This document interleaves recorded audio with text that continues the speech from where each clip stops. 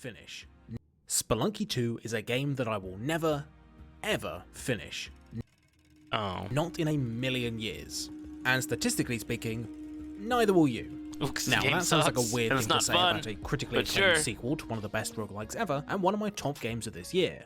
But it's basically true. In case you didn't know, Spelunky 2 is the highly anticipated sequel to Spelunky, a brilliant platformer roguelike created by Derek Yu, a game that is legendarily hard, and the sequel is no different. You can defeat the Dwelling, vanquish Volcana, implode the ice caves, and trounce the boss waiting in the 6th level of the caves, something that is no small feat, and you'll still be nowhere near to actually seeing the true ending of the game. To properly complete Spelunky 2, you'll have to go to a bunch of secret areas, use hidden items in obscure ways, and beat a truly obscene number of levels. It's just like the most monumental task in the world. I just don't know why anyone would want to put themselves through that. It's pretty hard to do. As of writing, only a handful of incredibly dedicated people have managed to claim the dubious honor of getting to Spelunky 2's final ending.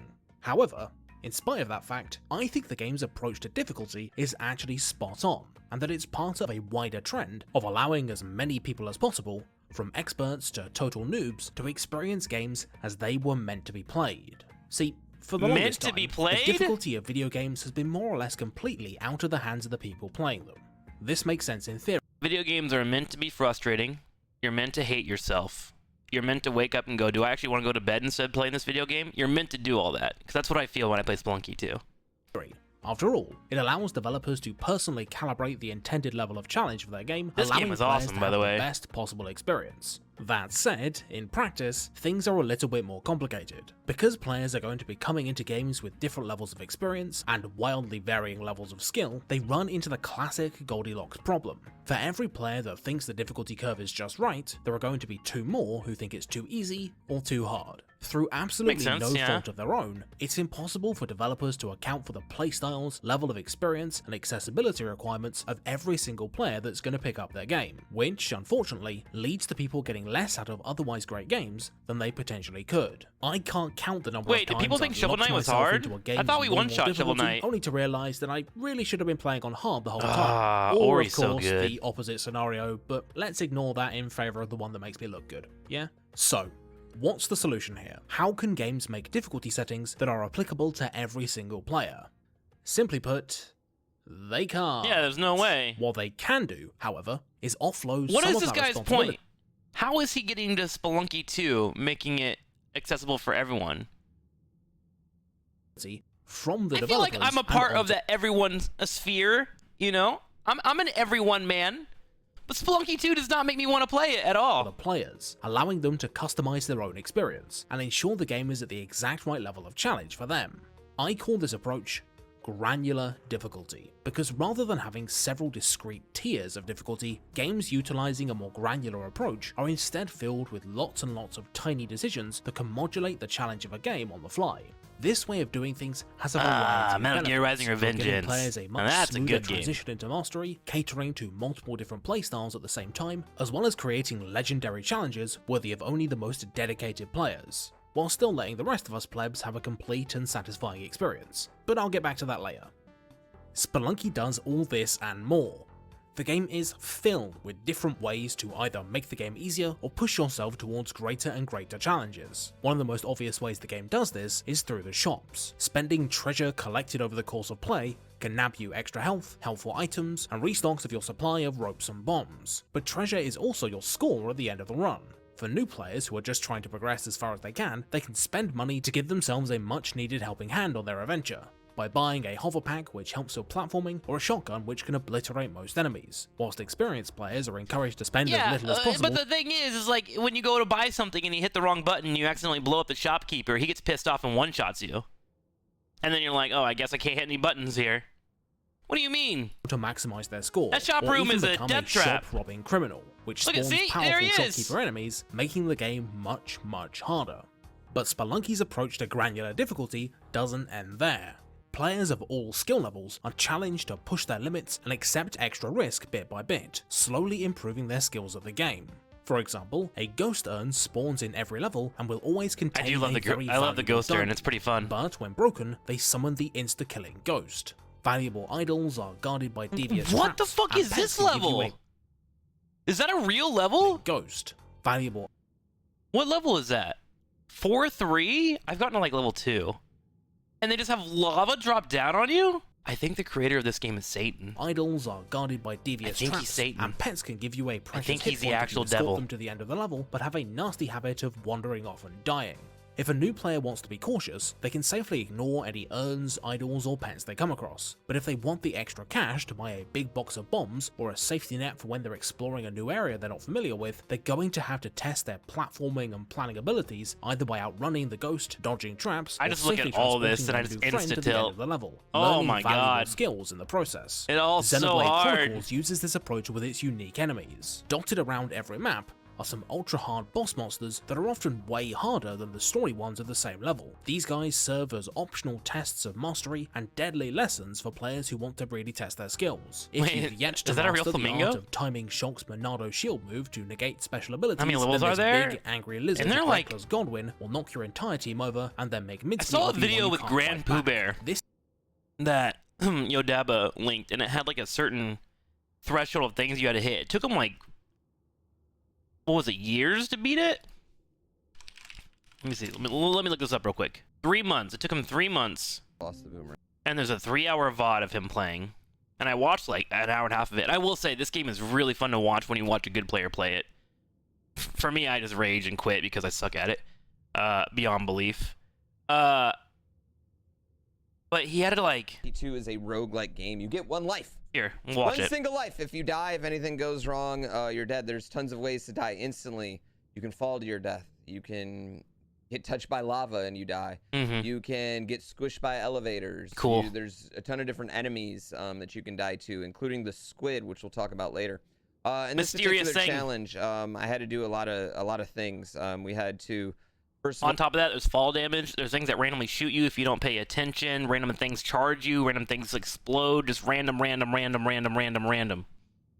get the eye in World 1, and then in World I remember distinctly, I was like, I'm gonna play really patient, and I just took a deep breath. I ignored chat, and I just focused as hard as I could. And I remember I was doing okay. I got to like World 1-3, which is like the 3rd level in the first world. Like it's not even like progression or whatever. And I saw a trap above me, and I threw something into the trap, and the projectile hit the thing that I was baiting. And I was like, cool, that's good. And then the fucking projectile did like a backflip, and it came down and hit me straight on the head and insta-killed me. And I just quit. Just rage quit. Just rage quit. World 2, we had to get the Just bow and rage quit. arrow, and we have to store Just the get bow good. and arrow Yeah, I know. for later. Just get We have to good. get the Unk, which we end up not ever actually using. After that, we have to kill the turtle boss by doing a really cool skip before that. That's very, very difficult. And then we kill the turtle lady. She gives us a This is a tablet, challenge. which tells us where This is fun a to people. monster is. Anyway, it's a very big deal. Once we do all that, we get the mount and we fly up to the secret ending. We get our bow back, and then we have to beat an incredible challenge to get a light arrow, and then we have to take that light arrow, right? And we got to shoot it into the eye of the final boss. And then that sends us to another dimension. And what this other dimension does is this incredibly hard game, which has 22 levels total. This other dimension actually makes it so it has another, essentially 94 levels attached to the game. Sorry, I misdid my math, but it's 122 levels total that we had to go through. You can't mess up, because if you mess up at any given time, Yeah, you're just dead. Yeah. It did take me about 3 hours to do. Spoiler alert, you guys probably already know that if you saw the title. But this is the hardest, most butt-clenching, most difficult thing I've done. Trik doesn't like hard games. This isn't a hard game. This is a from masochist. 7.5 till 7.99. After you do all of this, and you finally beat it, where are you at in your life? The most simple, mundane things will bore you. Chewing on a burrito, something I love, becomes boring. Because now I have to inject that burrito with lava and spikes for me to dodge with my tongue, for me to have a chance to experience life like I did with this. I just can't do it. I just can't do it. I can't. My butthole is super tight. Everything There's no becomes healing, boring after There's this. no curing poison. There's no curing any sort of the effects. Step After on me, 7.5, daddy, is what you tell everybody. And then when it they is step what on it you, is, you're and like, gotta just play perfect. the stepping wasn't enough. Can you wear these 9-inch heels and just, you know, Make sure you hit the good spots. Like things like that suddenly just start creeping in also your the game mind. changes at And then like 7.5. 20 years Once later, you you're hit like, 7.5, I'm a husk of a you have to man. get I've 3 experienced orbs and then everything. go And to then you an inject exit, yourself into space to to see this- how long you can the 3 breathe. orbs make the jellyfish move, and the jellyfish kills you. It's One ridiculous. hit, no matter what you do. You still have a 3-minute time limit. I know this sounds super confusing if you've It never is confusing. watched Spelunky before, but just trust me. Basically, TLDR, everything's trying to fucking kill me in 1 hit. And let's see if we can survive. Kudos to him. You know what? You get a like for that. I can't believe you did that. I did watch like an hour and a half of this. It's actually really, really fun to watch. I would recommend checking it out if you guys want to. I like Grand Pooh Bear as a streamer. And like jokes aside, like this fucking challenge seems super hard. And kudos to anyone. I think I'm too weak of a mental gamer for that kind of stuff. Alright, let's go back to this. This is a technique you won't really need until much later in the game, but for players who want that extra challenge right now, and the prestige of taking down the game's toughest challenges, they can fight these guys whenever they like, leaving newer players to tackle them when they feel ready, or just skip them completely and get on with the story. By nesting difficulty settings within games themselves, we can do away with traditional, clunky, easy and hard modes. Instead, developers Look at that death. This is me every 10 by nesting seconds. difficulty settings He walks up over here and he just barely clips the top right corner of this and he just gets slammed into a wall and dies. within games themselves, we can do away with traditional, clunky, easy and hard modes. Instead, developers can focus on making a single ideal difficulty curve that can be adjusted by players to suit their preferences. Hello, variety viewer. This is a good point he's Many bringing up, modern though. platformers And engage with I this can idea appreciate what he's already. talking about. Things like red Burden, rains thank in you, Sonic 22 months. Generations, off the beaten path moons in Mario Odyssey, and hidden coins in the surprisingly good Ukulele sequel offer optional challenges for experts that reward them I've for heard this, finding secret 2D areas platformer or is really good. performing feats of Ukulele? platforming that new players can more or less ignore. For this reason, I found it's usually more effective to reward players who choose to make the game harder with prestige or the opportunity to play even harder levels, rather than power-ups and extra lives, as the only players likely to be going after these challenges are the very people who neither need This was an nor want amazing second game. Super Mario chances or a 3D helping World. hand. My entire Celeste VOD... is probably my content plug. My entire VOD of this playthrough of this game is on YouTube, and I fucking loved this game and every moment of it, so I recommend checking out on my YouTube if you would like. It's very, very good, especially the final boss. Other than power-ups This is the and best extra Mario lives, game I've ever but played. The only players likely to be going after these challenges are the very people who neither need nor want second chances or a helping hand. Celeste is probably my Celeste was favourite great. recent example of this. Yeah. The game is intentionally hard, Yeah. but just completing the mandatory levels to see the ending is usually fairly manageable, because the game's checkpointing is incredibly generous, there are no lives, and respawning is almost instant. If you want to challenge yourself though, you can go off the beaten path to find strawberries, cassettes, and crystal hearts, all of which unlock completely Yeah, I didn't do the levels strawberries. that really test your mastery of the advanced mechanics and the full extent of the level design possibilities. The great Hey, thing Hawkins, about what's up? Celeste's mini You have a challenges YouTube? I is that do. they I often do have a lead YouTube. to players of varying skill levels playing the exact same screen in totally different ways. Take this section of the Celestial Resort. Players not looking for strawberries have to contend with climbing up these surfaces which turn into evil gunk after you step on them, boosting Yeah. over to nab the crystal, and then landing safely. Yep. Experts who want the strawberry, however, need to loop back on themselves and do the middle section twice, meaning they'll need to leave safe gaps in the floor to hop between their first yeah. time around, on top of completing the level the normal way, and unlocking a whole new layer of level design in the process. Speaking of layers, Spelunky That's a good 2 point. works much You know the what? same way. This with guy's changing players my mind being a little able to bit. choose exactly how much of a given level's challenge they want to Wait! engage You could push those? I thought you had to blow them up. Oh, I always walked out and would blow up this entire wall and somehow take damage from explosion bullshit, or like a skull would hit me in the head. You can just push that? same way, with players That's so being much able easier. to choose exactly how much of a given level's challenge they want to engage with at any given time. Take the game's third world, for example. World 3 Have you is played known Splasher? as No, I haven't. Lair, home to the original boss of Spelunky 1, and your encounter My with favorite him is platformers that always come to mind, Hollow Knight, Ori and the Blind Forest, Celeste was really, really good too, and honestly, Donkey Kong Country 2 on Super Nintendo was surprisingly smooth. When we went back and did Super Nintendo Saturdays and I played through all the Donkey Kongs, Donkey Kong 2 just delivered. And I don't feel like a lot of people talk about Donkey Kong 2, but the animations were on point. It looked great on the Super Nintendo. The flow was wonderful. The bosses were leveled up from the first game. Like, it was a good fucking game. is going to mean vastly different things depending on your skill level. For new players, simply getting to Olmec is a cause for celebration, even if you probably will get squished almost instantly, because he represents the game really taking its gloves off and acts as a long-term goal to set your sights Wait, on. what level is this? For those who weren't Level 3-1 is where they take the gloves off? Bro, I haven't even gotten to level 3. This game makes me feel like I'm an awful gamer. I think that's why I hate it. I think that's why. I think it's an internal thing. I think if I went to therapy about this game, they'd be like, "How does this make you feel?" And I'd be like, "It makes me feel like shit. It makes me feel like all these skills that I've worked on as a variety streamer are worthless." And they'd be like, "So what do we do now?" And we uninstall it, and then that would be the end of my therapy session. Games that are frustrating are stupid. I think frustrating games can be good because of that moment of triumph, right? It can be a test of, like, where is your mental attitude and where can you assess and adjust and where's your willpower. I think that kind of stuff that tests that kind of stuff can be kind of fun. It just has to be, like, the right mix, and some of them don't do well. I think Dark Souls, after getting over the initial hump, I think the first Dark Souls did a really good job of that. Dark Souls 3, so I think Demon Souls is kind of gimmicky and bullshit. I feel like Demon Souls is actually better when it comes to mob fights once you learn patience, but I think the bosses are just absolutely awful in that game. But there is that moment of triumph and, like, release, that sweet release of, like, being able to fight a difficult situation and overcome it.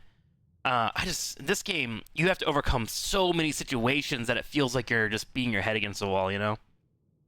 And acts as a long-term goal to set your sights Like, you on. have to just keep For those who adapting. worked out how This to one just fight requires namely too luring much him into a adaptation stomp for me attack so he anyways. smashes through the floor, they get to briefly feel like a champion until Olmec turns into a crazy, terrifying, bomb-spewing robot of death. Not What? only is this a great surprise for people who've played the first game, Olmec's second phase is a clear call for new players to beat a hasty retreat and go to the Tide Pool, a fairly beginner-friendly level based around water and enemies with long-ranged attacks. Choosing to stick with Olmec and fight his second phase, however, means you can blow up a path to the third level of his arena, which leads you to an alternate version of World 4, the Temple. Because getting to the temple requires beating Olmec's much harder second phase, more experienced players who do manage to reach it are rewarded with a throwback to the original game and a slightly harder level filled with more streamer, all insta-kill the traps, but skills also you are more learning cool in rewards. computer games are pointless in the end. True. Death comes for us all in the end, and how good or bad you are at Spelunky won't matter. True. Well, until Dabba crowdfunds your tombstone saying you never finished it. Then the future generations will know. The only solution is you need to take out Dabba first. TrikSlyr. Honestly, chat, if you want to crowdfund on my tombstone for it to say didn't beat Spelunky 2, I don't think I would have a problem with that. That's fine. I'd be such okay with as that. Anubis's insta-kill wall-hacking scepter. But that's not all.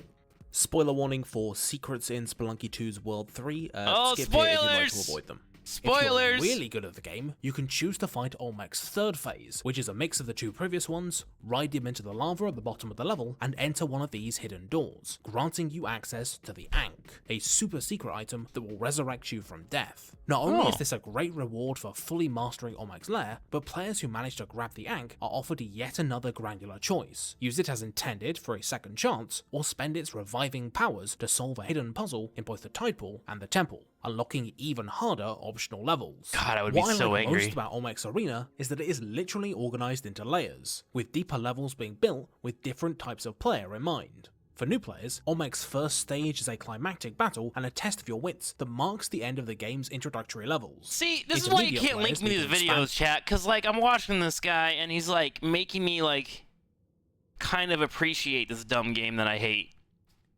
that I suck at.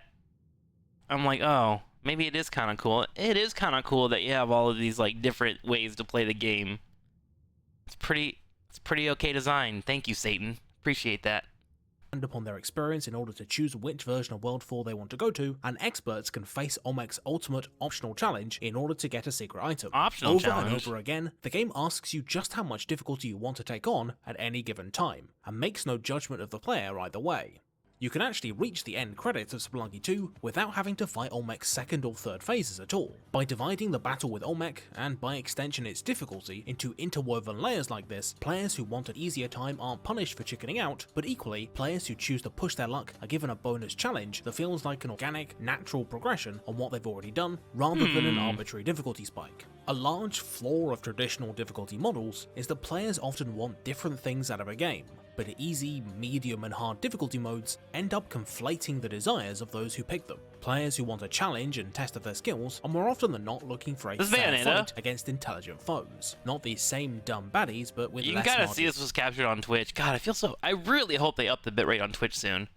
Because I hate, like, taking videos and then uploading it and just having all this compression in the background. I get so salty about it. For error. In the Halo games, I literally can't do bumping anything up except things like to legendary doesn't record make the my enemy smarter content or meaningfully twice, change their tactics which or gear. It just makes them hit requires way a harder lot and of- take more shots to kill. a lot of This stuff. doesn't really make the game any more skillful or deep. It just increases the necessity of fairly degenerate strategies like the plasma pistol point blank sniper wombo combo.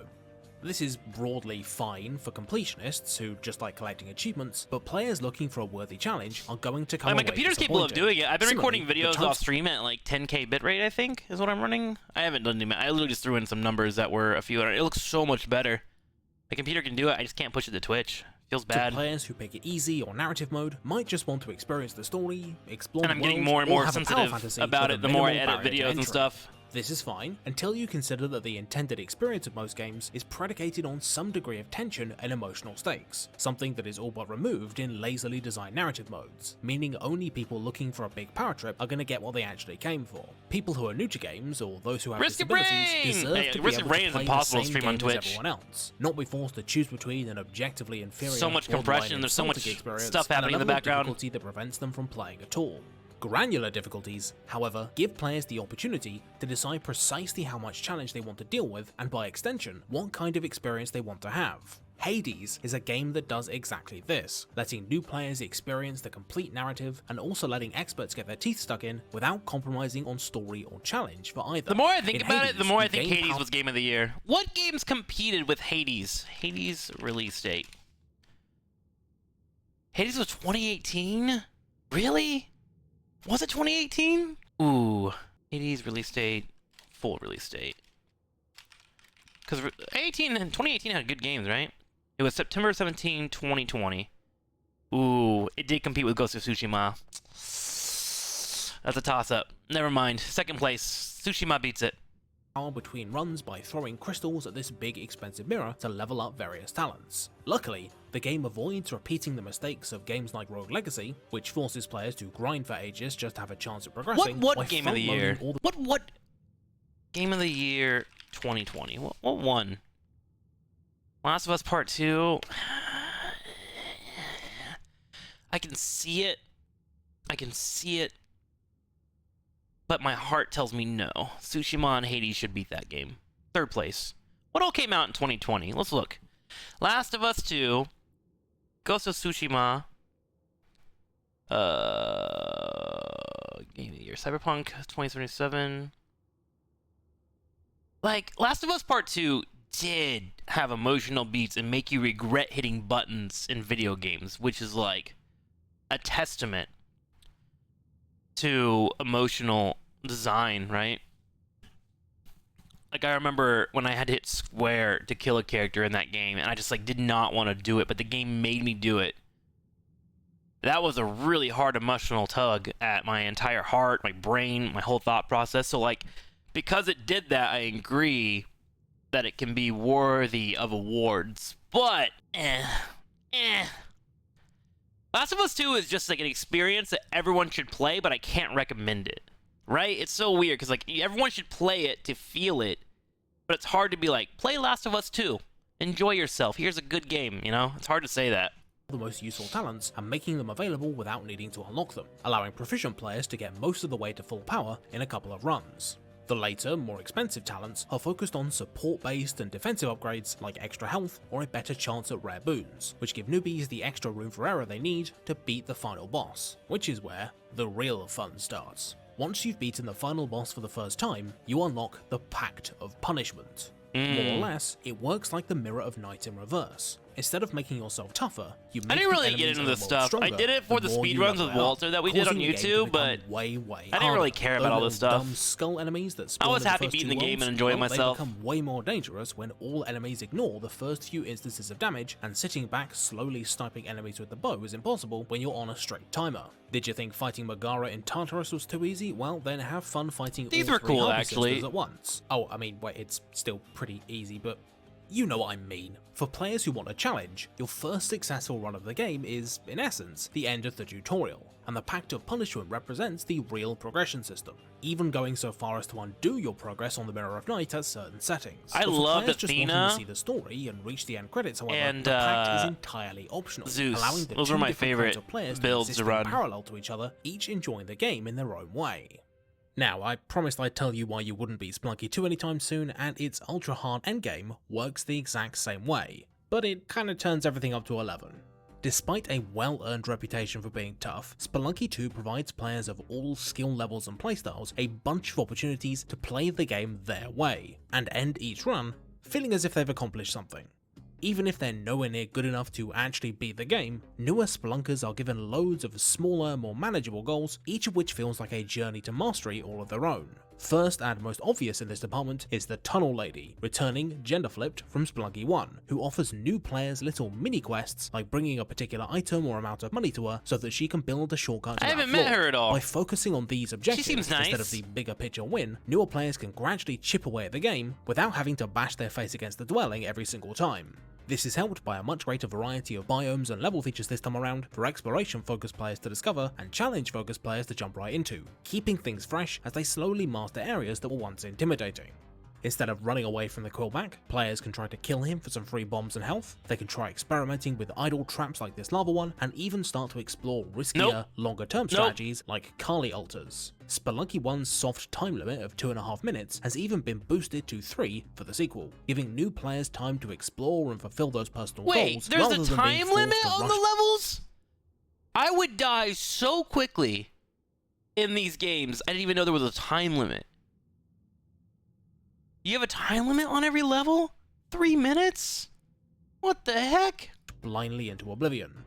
Sure, new or more casual players just trying to win as best they can will probably miss out on those chains of secret items and areas that lead to the cool hidden endings, but for players just looking to explore and gradually work their way towards a regular win, that stuff doesn't really matter. Instead, Spelunky 2 gives newer adventurers a constant breadcrumb trail of new discoveries and fun stories to keep them engaged as they gradually get to grips with the game's He's gonna make me want to play this game. As Derek Yu himself says in his book Spelunky, Satan? How do you convince a kid to take the training wheels off a bike? Simple. You don't actually need to, because bikes can be ridden faster and with more control once the training wheels are off. Once players have beaten the game, a whole new world of possibilities opens up to them as they realize now that just beating the end boss is by no means the end of Spelunky 2. Oh no. A massive series of item quests beginning with the Wadget Eye in the dwelling and ending with making a new friend in World 6 gives you an entirely new level to explore after beating the regular ending, complete with an entirely new end boss. But wait, there's more. How about doing all of that whilst also protecting a precious eggplant, obtainable by sacrificing a present to Kali and opening up a whole new set of secret objectives that you've also got to do on the way to the secret ending, unlocking yet another secret area. Wait, what's that sword? But wait, there's more. If you manage to do all of that, including We've watched this video for a total of 16 minutes, and he has not played the sloth guy one time, which makes me really sad. This is the best character in the game by far. Sloth guy. He's so awesome! Look how cool he is! He's the guy I play when I play. It's whatever. Sloth guy. managing to collect a bunch of items from the Moon and Sun trials, you can unlock the game's final and greatest challenge, something that I won't spoil, but let's just say it takes about 3 hours and a lot of patience to beat. Just when you think you've got the game figured out, Spelunky 2 opens up an entirely new tier of difficulty that completely recontextualizes your understanding of the game. For noobs just dipping their toe into World 2, this bow hidden in the Moon trial is a helpful item that helps to recoup the $10,000 price of entry to the minigame. But for players looking to face the game's ultimate challenge, not only do they 100% need to grab the bow, they also need to bring it to the very end of the game, and that means utilizing an entirely new hidden mechanic that regular players might not even realize exists. What's that? Spelunky 2 allows you to keep upping the stakes until you're at a difficulty level that's manageable for you, with almost limitless potential upward growth for those who want it, whilst letting people like me who are having a hard enough time with beating the normal ending reliably feel like they're still winners and like they're not missing out on the real experience, because theirs is equally important. And I think it's this that is the biggest strength of granular difficulty modes, allowing people to have their own experience of a game without being funneled into a particular approach or invalidating their playstyle.